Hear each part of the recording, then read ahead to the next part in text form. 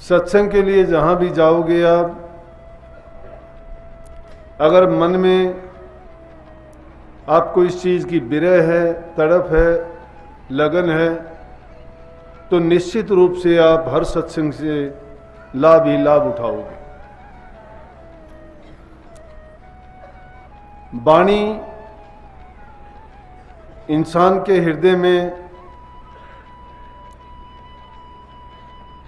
एक ऊर्जा देती है, उसको सुन के हमारे भूले हुए विचार, सोई हुई शक्ति जागृत होती है, अपने किए हुए कर्मों पर हमारी अंतर्दृष्टि पड़ती है, हम उस पर चिंतन करते हैं कि महापुरुषों ने जो वाणी इस जीव के कल्याण के लिए बताई कि जीव को क्या करना चाहिए, किस प्रकार से ये जन्म मरण के बंधन से छुटकारा पा सकता है, जीवन के रहस्य को जानने का प्रयास करता है, क्योंकि सब जीवों के कर्म एक जैसे नहीं हैं, सबका स्वभाव एक जैसा नहीं है, सबके विचार एक जैसे नहीं हैं। अलग अलग इंसानों को देखते हैं, योनि इंसान की होती है, कोई पशु की तरह जीता है, कोई दुखी होता है, कोई सुखी भी होता है, लेकिन संतों की दृष्टि में संसार के पदार्थ पाके अगर कोई सुखी दिखाई देता है तो सुखी नहीं है। अगर संसार के पदार्थों की कमी के कारण वो दुखी होता है तो वो दुखी नहीं है। अगर किसी रोग, बीमारी या और परेशानी से अगर वो दुखी है तो दुखी नहीं है। ये दुख तो इस जीव के साथ लगे हुए हैं, आते रहते हैं, जाते रहते हैं। लेकिन इस रहस्य को भी कब समझा जा सकता है?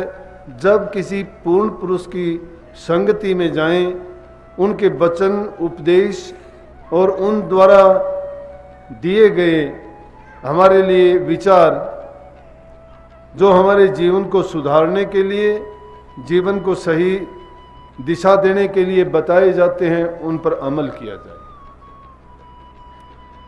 क्योंकि महापुरुषों ने इस जीवन को नहीं, वो त्रिकालदर्शी होते हैं, भूत भविष्य वर्तमान की जानते हैं और जीव के कल्याणार्थी संसार में आते हैं। उनका अपना कोई स्वार्थ नहीं होता है, अपना कोई लाभ नहीं होता है, पर हित के लिए, परमार्थ के लिए, पर उपकार के लिए, जीव कल्याण के लिए और जीवों को उनके निज घर भेजने के लिए ही संसार में आते हैं। लेकिन भागी जीव वो होते हैं जो उनकी बात पर पूरा यकीन और श्रद्धा ले आता है, परंतु वो श्रद्धा आनी मुश्किल होती है। मुश्किल होने का कारण क्या है? मैंने जो बात बताई थी कि हम क्या पता कितनी योनियों से भटका खाते खुआते, अपने कर्म को भोगते, बचे हुए कर्म को साथ लेके इंसान की योनि में आते हैं। लेकिन पुराने संस्कार जिस योनि से आए हैं, उनके बचे हुए कर्म उन्हीं की तरह से अब भी व्यवहार करते हैं। योनि मनुष्य की जरूर मिली है, लेकिन फिर भी देखोगे हर इंसान के स्वभाव एक जैसे नहीं। किसी का चंचल होता है तो चंचल स्वभाव बंदर का होता है, बंदर योनि से आया है। कोई इधर से उधर भागता फिरता है,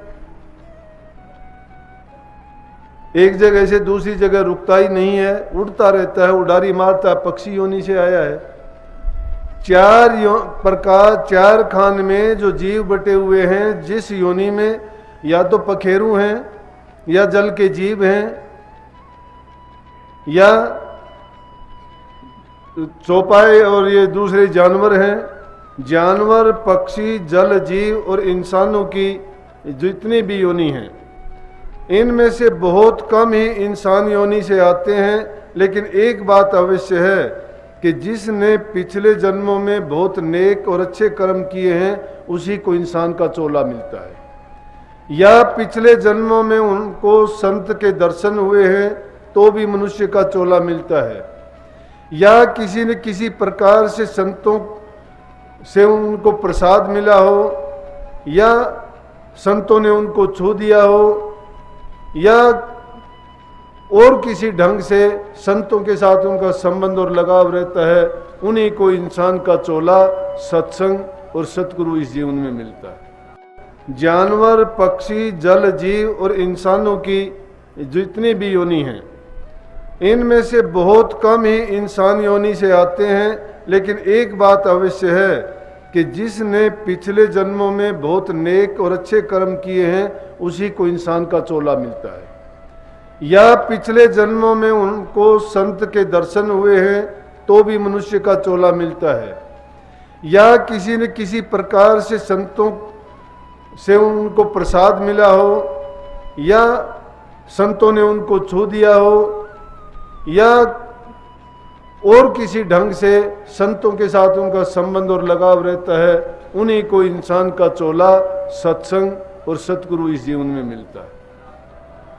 लेकिन जीव का दुर्भाग्य यह है क्योंकि संसार के जो पदार्थ हैं इसमें इनकी बुद्धि मन इतने फंसे हुए हैं कि ये अपने स्वार्थ से सिवाय शरीर से संबंधित मन बुद्धि के कारण जो इनको समझ में चीज आती है उसी को ये मानते हैं कि ये सत्य है।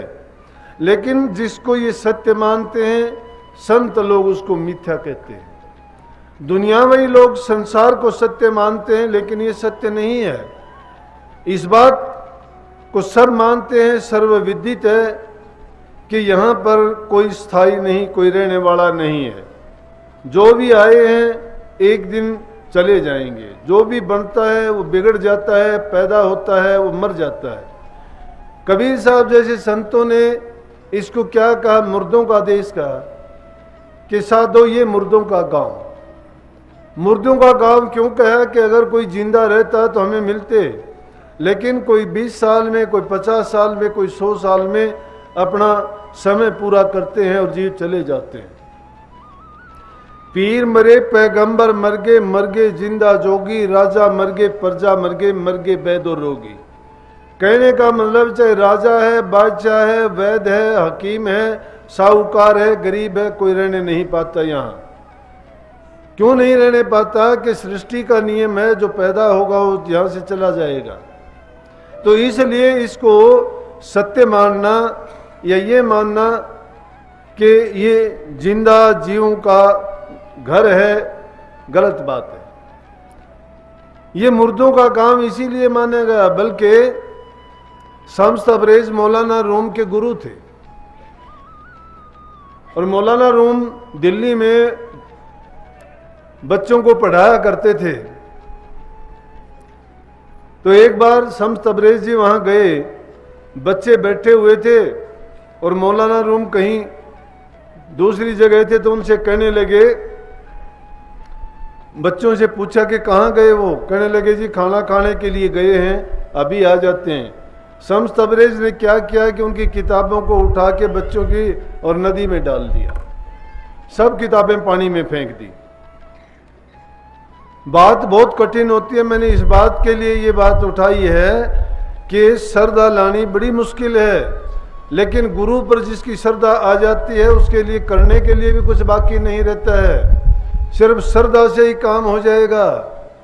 श्रद्धा कब आएगी? जब आदमी अपने आप को पूर्ण रूप से उनके अधीन कर देगा, अपने मन को मन नहीं मानेगा, अपनी बुद्धि को बुद्धि नहीं मानेगा, अपने धन को अपना नहीं मानेगा, अपने जीवन को भी अपना नहीं मानेगा। क्यों नहीं मानेगा? कि उन चीजों का भला अच्छा उपयोग कौन करता है? गुरु उसके उपयोग करने का तरीका बताता है। इसीलिए कहीं ना कहीं गुरु बिन माला फेरते, गुरु बिन देते दान, गुरु बिन दान हराम है, जा देखो वेद पुराण। कि अगर गुरु की आज्ञा के बिना तुम किसी भी चीज का प्रयोग करते हो, उस चीज का हमें ये नहीं पता कि हमने जो किया है उसका हमें लाभ मिलेगा या नुकसान होगा। हम जानते ही नहीं हैं। हम काम करते हैं कि इससे शायद हमारा भला होगा, हमने पुण्य किया है तो किसी जीव का अच्छा होगा, हमने दान किया है तो किसी का उससे हित होगा, लेकिन हमें नहीं पता है कि हित की बजाय उसका अहित हो गया। हमने उसका भला करना चाहा लेकिन अंत उसका बुरा हो गया। उसका हम नहीं जान सकते हैं कि इसका परिणाम क्या होगा, इसलिए ये जीव समझ नहीं पाता है। तो जो समझने वाला है वो कौन है? गुरु है। गुरु के अधीन जब कर दिया, गुरु ने हमें जो तरीका बताया उसके अनुसार हम काम करेंगे तो उसमें किसी प्रकार का धोखा नहीं हो सकता। तो शम्स तबरेज उनके गुरु थे, इसलिए उनको वो किसी भी प्रकार से रास्ते से भटकना नहीं देना चाहते थे। तो मौलाना रूम जब आए वहाँ पे और आके उन्होंने पूछा कि किताबें कहाँ गई, बच्चों ने बताया कि आपके गुरु ने उनको तो पानी में फेंक दिया। उन्होंने बड़ी आओ भागत की अपने गुरु की। शम्स तबरेज से कहने लगे बैठो। वो बोले कि नहीं मुझे जाना। बोला खाना खा के तो जाना, वो और मुझे कुछ आपसे पूछना भी था। बोला कि हाँ बताओ क्या पूछना था? कि मैंने आपसे ये पूछना था कि जीवित मृतक कैसे होता है, कि जीवित मृतक कैसे हो सकता है कि जिंदा होते हुए भी जो मरा हुआ हो। अब ये हालत किसकी होती है? शिष्य की ये हालत होनी चाहिए जो जिंदा दिखाई देने में तो जिंदा होता है लेकिन संसार की तरफ से मुर्दा हो जाता है। जिसकी संसार की वासनाएं, कामनाएं, तृष्णाएं, लालसाएं ये जो खत्म हो जाती हैं, संसार के पदार्थों की जिसके दिल से चाह गई। चाह जाने का मतलब ये नहीं है कि वो उस तन पर कपड़े ना पहनेगा या अपने उदर पूर्ति के लिए खाना नहीं खाएगा या वो कोई भी घर परिवार बच्चों के लिए काम नहीं करेगा। इसका मतलब समझने की नहीं है। उस बात को समझने का ये है कि ये चीज़ें उपयोग मात्र, जितनी ज़रूरत है उतना ही उनको अगर प्रयोग करते हैं हम तो वो सही है। लेकिन ज़रूरत से ज़्यादा अगर हमने संग्रह कर लिया, अति में अगर वो चीज़ चली गई तो हमें उससे फायदा नहीं होगा, बल्कि उस लालसा में पड़ के हम उन संसार की वासनाओं में ऐसे बिंध जाएंगे जिस प्रकार से मकड़ी बंध जाती है, अपना ही जाड़ा बना के खुद उसमें फंस जाती है।